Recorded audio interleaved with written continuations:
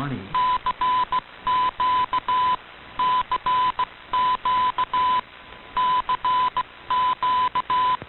CQDX, CQDX, CQDX. This is Havana calling. CQDX, CQDX, CQDX. This is Radio Havana calling all shortwave listeners and radio amateurs. Welcome to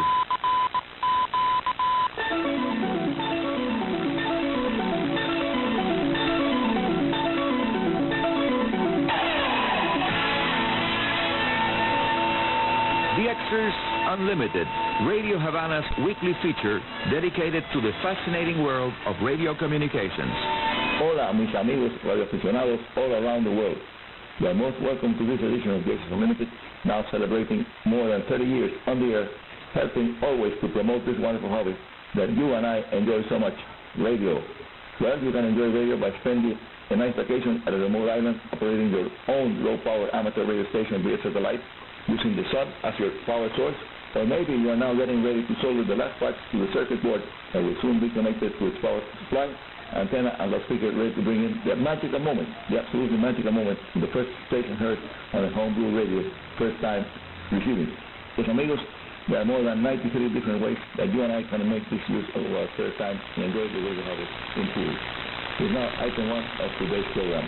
Well, item 1. I'm talking about winning more and more interest due to the challenges that it involves.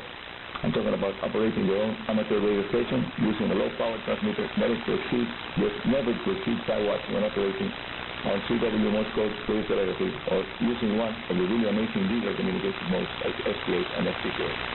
Or maybe using single sideband mode. QRP stands for low power operation, and as just said, it is an attracting lot of attention, especially among those accepting the challenge. So amigos, this is the middle edition of DXers Unlimited, and let me tell you something very interesting about something that happened here a few days ago. A recent example. Not too long ago, I was testing a short wire antenna for the 20 meters band. At the special request of a ham radio friend that has very little space available to install his antenna at his place. His favorite band is 20 meters also, so he challenged me to design, build, and test a half-size wire dipole that would complete his antenna system, not to exceed 6 meters. That's about the antenna needed for the 10-meter band antenna. This 5 meters was the actual size of the active element of the dipole. Each end was separated by 50 centimeters from the support mass with insulators. The antenna design called for 2 highly efficient loading coils. Yes, loading coils that are placed at a distance of 1 1/4 meters from each side of the center insulator. This half-wave resonant short dipole is fed by means of a 1-to-1 balance-to-unbalance transformer or balun to prevent the outer part of the coaxial antenna, the feeder, to connect it from radiating, and of course to help also to adjust the antenna properly. Once completed, the prototype antenna, it was set up between 2 5 meters high mast at the home location here at 02KK, and it was carefully adjusted to resonance on 14.1 MHz because my friend wanted to provide optimal performance at the low end of the 20-meter band when he operates on CW, especially on 14,060 MHz, the frequency that is important from the point of view of the operation of low power stations. 14,060, that's the QRP watering hole for QRP stations on 20 meters. Using advanced antenna modeling software, it was possible to estimate that its half-size antenna was down by about -3 or 4 decibels, maybe, when compared with a full-size dipole of the same height and about average terrain. Well, it took me a few minutes to connect my 5-watt CW transmitter and start calling CQ on exactly 14,060 kHz. It was about 5 o'clock in the afternoon, and it was nice to hear not one but actually 3 stations coming back to my call. Taking a look at the power and standing wave ratio meter, I was able to see that the signals were very good. 1.2 to 1 standing wave ratio. That's a very good standing wave ratio. And the amigo Alberto, my friend Alberto, now has the compact wire antenna, one for 40 meters and the other one for 50 meters.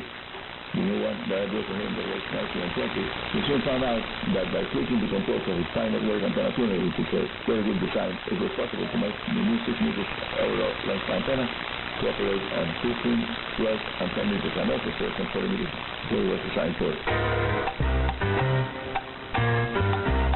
Amigos, keep listening to DXers Unlimited twice weekly on Tuesday and Wednesday UTC days, and on Sundays and Mondays UTC days. This is Radio Havana Cuba. It's DXers Unlimited, and this special edition devoted to compact dipole antennas that are shortened by a combination, a wide combination of loading coils and capacity hubs. Continues now. Alberto, my friend, happy owner of two compact and flexible antennas, is able now to operate on several bands using my compact dipole with the two loading coils that were also easily to do it, not difficult at all, and using standard available materials from any hardware store.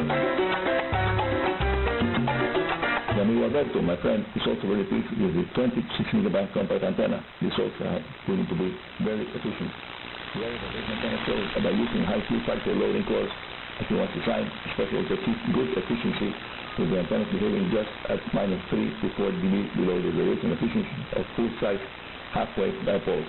And he underscored to me the fact that 3 decibels is half of an S unit, just half of an S unit, 3 dB, something that is extremely difficult to measure in actual prices while communicating via sphere. So a fading of the signals can span 2 or 3 or even 4 S units from fading to the maximum signal. Arnie said in his email, a big fade extends my signal 3 decibels down antenna is unnoticeable. No one can really tell the difference between it and the full-size dipole most of the time. Now, a bit more about the high Q factor loading coils used by both antennas. The original ones were made using two very nice 50 millimeters diameter glazed ceramic coil forms, wound with a calculated number of turns to reach the required inductance as the table I elaborated for this purpose. In order to optimize the Q factor, the required antenna were done using the spacing of 1 wire diameter between turns. But the actual in practice low-cost version uses PVC pipe. It's a 2-inch PVC pipe coil form, and using standard number 14 wire used for wiring at home, PVC insulated wire. The coils are easy to do, not difficult at all. They are covered with linear electrician stripes to protect them from the elements, and then I have a super that are very white enamel paint by immersion, so to protect them from the action of the atmosphere. I must add that the original coils of the prototype antenna measured exactly the same inductance when the antenna was taken down to do some roofing work about a year ago, so they were very well preserved.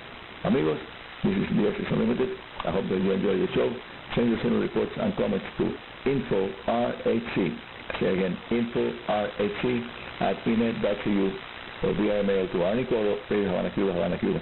And just before going to RT, an update on the big solar flare, the biggest, most powerful solar flare in the past few years. It happened recently, Class M solar flare, and this would signal an upcoming change of the final installation of cycle 25 on the sun that is much needed to improve propagation conditions. And that's all for today. This is Arnie Coro, Radio Amateur CO2KK, your host here at Radio Havana's DXers Unlimited, saying 73 and very good DX. Thanks, Arnie Coro with DXers Unlimited, heard twice a week, the weekend edition and the midweek edition right here on Radio Havana Cuba.